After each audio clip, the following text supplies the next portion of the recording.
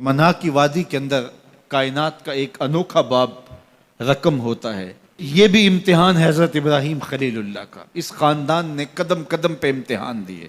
پہلے اولاد نہیں ہے، یہ صدمہ سہا، پھر اولاد ہوئی تو کہا وادی غیر ذی زرع میں چھوڑا۔ اللہ کا حکم مانا اور وہیں اپنی اولاد کو اور اپنی زوجہ کو چھوڑ چلے آئے۔ فلسطین میں آ کے آباد ہو گئے۔ فلما بلغ معہ السعی، قرآن بتاتا جب وہ چلنے کے قابل ہوئے۔ ایک روایت میں 7 سال، 8 سال یا 9 سال عمر، بعض نے بلغہ سے بلوغت کی عمر مراد لی ہے۔ اب حکم ہوتا ہے جاؤ ملاؤ، لیکن یار میں جدہ گیا تو وہاں ایک دوست کے ہاں ٹھہرا، تو اس گھر کے اندر کھلونوں کی بوریاں تھیں۔ تو میں نے اس کو کہا کہ آپ یہ کوئی کاروبار کرتے ہیں؟ تو اس کا دوست بھی تھا ساتھ، تو وہ مسکرا کے کہنے لگا کہ یہ کاروبار نہیں کرتا، بڑی دیر کے بعد اللہ نے اس کو بیٹا دیا ہے، تو اب یہ پاکستان جا رہا ہے، تو جب بھی بازار جاتا ہے 10-20 کھلونے خرید لاتا ہے۔ تو یہ کتنی بوریاں کھلونوں کی بھر گئی ہیں، تو یہ بک کروائے گا، ایسے تو نہیں اتنے جا سکتے۔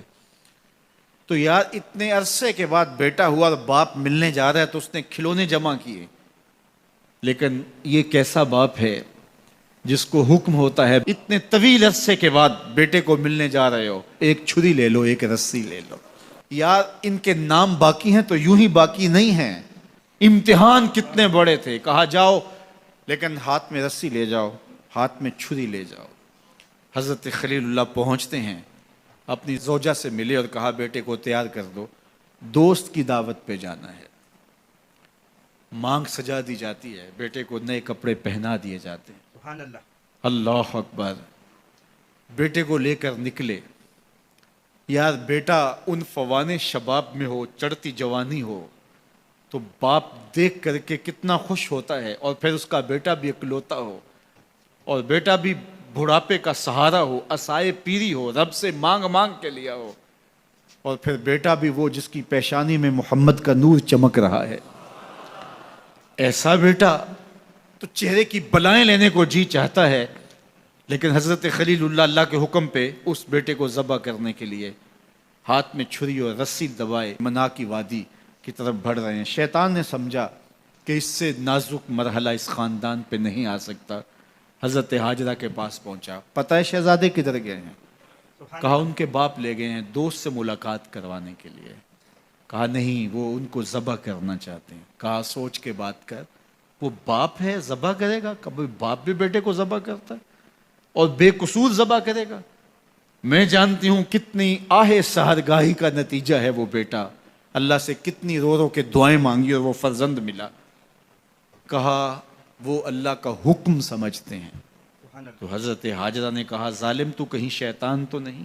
اگر رب کا حکم ہے، میری گود میں ایک اسماعیل ہے، کاش 1000 اسماعیل ہوتا، راہ خدا میں قربان کر دیتی۔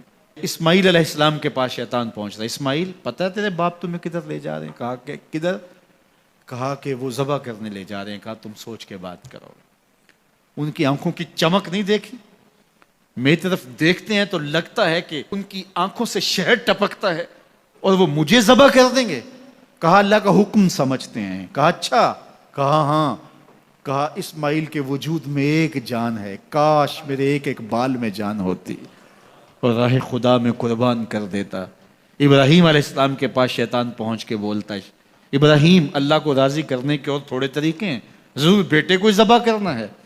تو وہ بھی کنکر اٹھا کے مارتے ہیں اور شیطان کو راستے سے ہٹا کے منزل کی طرف بڑھتے ہیں۔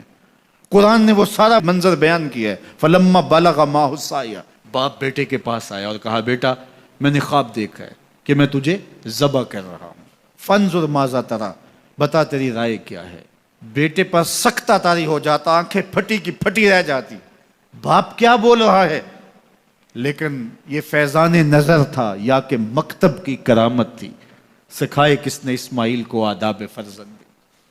اللہ اکبر، فرزند ہو تو اسماعیل ذبیح اللہ جیسا۔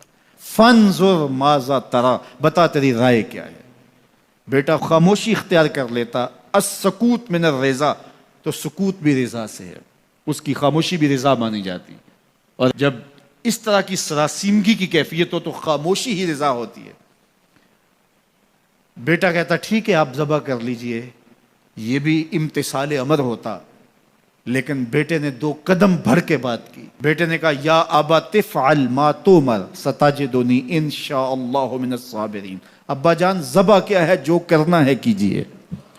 یہ نہیں کہا یا ابا تذبح، ہاں ابا جی ذبح کر لیجئے۔ ذبح کا جواب ذبح سے نہیں دیا، بلکہ کہا یا ابا تفعل، اے ابا جان کیجئے، ما تؤمر، جو بھی حکم ہو۔ ذبح کیا، جو بھی کرنا ہے کیجئے۔ رہی بات میری، یہ کام آسان تو نہیں، لیکن میرے اللہ نے چاہا تو صبر کر کے دکھاؤں گا۔ منا کی وادی ہے، باپ اور بیٹے دونوں نے طے کر لیا۔ باپ ذبح کرنے پہ راضی ہے، بیٹا ذبح ہونے پہ راضی ہے۔ یار اسلام من مانی کا نام نہیں ہے، اپنے خواہشات کو پورا کرنے کا نام اسلام نہیں ہے، اپنے آپ کو مالک کے سپرد کر دینے کا نام ایمان ہے، اس کا نام اسلام ہے۔ یہاں دیکھیے فلما اسلم، جب دونوں نے طے کر لیا، دونوں راضی ہو گئے، باپ ذبح کرنے پہ راضی ہو گیا، بیٹا ذبح ہونے پہ راضی ہو گیا۔ وَتَلَّهُ لِلْجَبِينِ، اور باپ نے بیٹے کو پیشانی کے بل لٹایا۔ قرآن نے وہ سارا منظر بیان کیا ہے، اس پر مفسرین کے 2 قول ہیں۔ ایک یہ کہ الٹا لٹایا تاکہ کفا سے ذبح کروں، گردن کے پچھلے حصے پر چھری رکھ کے ذبح کروں گا، منمونہ چہرہ میری آنکھوں کے سامنے نہ ہو، اور میرے دل کے اندر کوئی جذبہ رحم نہ جاگے جس سے اللہ کے حکم کی تعمیل میں دیر ہو جائے۔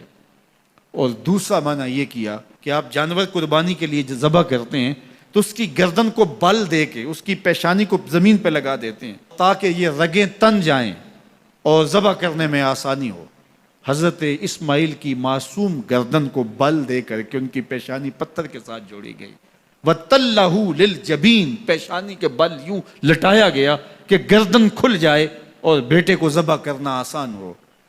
آنکھوں پہ پٹی باندھ لی کہ یہ منظر تو دیکھا نہیں جا سکے گا، اللہ کے حکم کی تعمیل بھی بہر صورت کرنی ہے۔ سعادت مند بیٹا بولتا ہے ابا جان مجھے رسیوں سے جکڑ لیجئے، کہیں ایسا نہ ہو کہ میں تڑپوں اور اللہ کا حکم پورا کرنے میں آپ کو دیر ہو جائے۔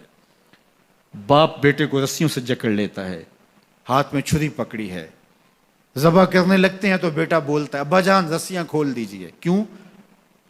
آپ کا منصوبہ، آپ کا پروگرام تبدیل ہو گیا؟ کہا نہیں۔ تو پھر کیوں رسیاں کھولوں؟ کہا کہیں ایسا نہ ہو کہ کل کا مورخ لکھے کہ باپ ذبح کرنا چاہتا تھا، بیٹا ہونا نہیں چاہتا تھا، باپ نے باندھ کے کیا۔ کھول دیجئے، نہیں تڑپوں گا۔